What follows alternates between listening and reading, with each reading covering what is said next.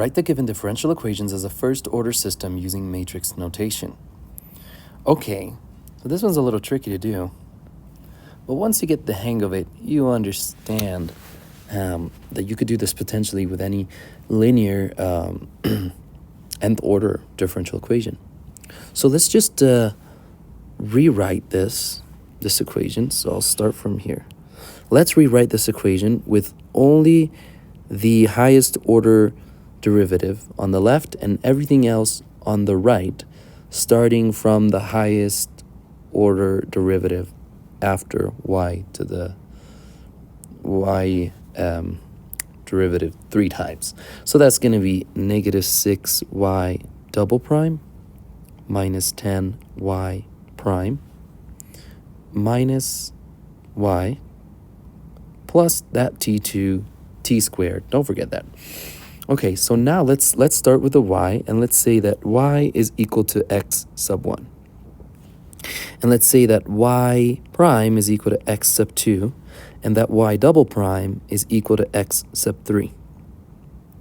Now, I'm going to say that y prime is equal to x1 prime, but it's also equal to x sub 2. And y double prime is equal to x2 prime, but it's also equal to x3.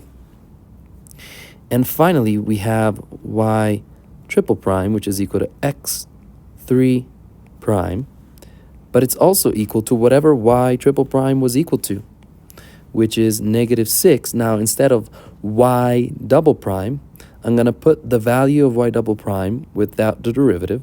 So that's going to be x sub 3 minus 10, and then we have y prime, and so that should be, let's see, the y prime should be x sub 2, and then finally we have the y, which is going to be, we said, x sub 1, and then we have that constant in front, which is t squared.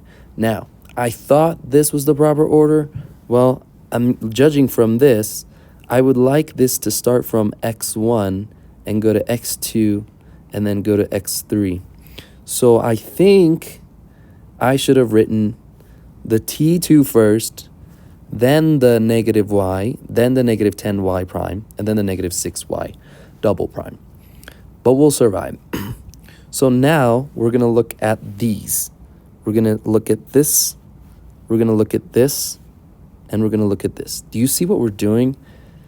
If I look at just those orange equations, these are all first-order differential equations. See, I got only a first-order derivative, and then I've got all other things that are not derivatives. So let's rewrite it over here and line up all the coefficients and actually all the variables, as I always say I like to do when we're dealing with matrices. So I'll leave some space. I'll say x sub 2 here, and then we have what? We'll have x sub 1 here times 0, because it's really not there. And then we'll have 0 times x sub 3, because we don't have an x sub 3 for x sub 1. Then I'm looking at the second equation. Now I'm going to have x sub 2 prime, and that's going to be equal to what?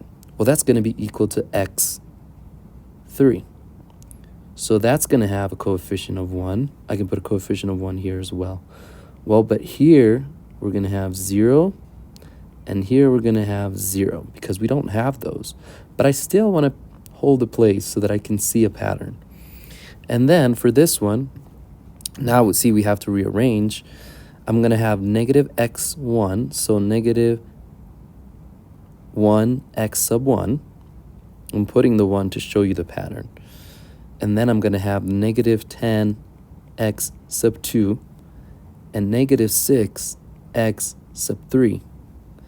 And then I also have the t squared, so I'm just going to add it over here.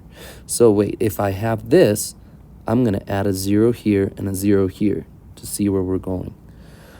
Well, so now I can see that this could be written as a vector because it could be the derivative of each component, which is the derivative of a vector. So that would be x1, x2, and x3 written in vector form. And then I can pull out the coefficient matrix, which has 0, 1, 0, and 0, 0, 1, 0, 0, 1, and negative 1, negative 10, and negative 6. I close that out, and then I'll have x1, x2, and x3, x sub 3 right there. And then I'm going to add 0, 0, and t. And if you were to do all the operations described here, you'd get that original system. And so we know that we did this properly.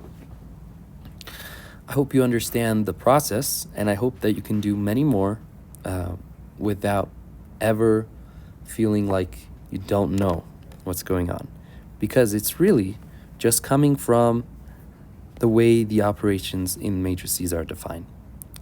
Awesome. I'll see you next time.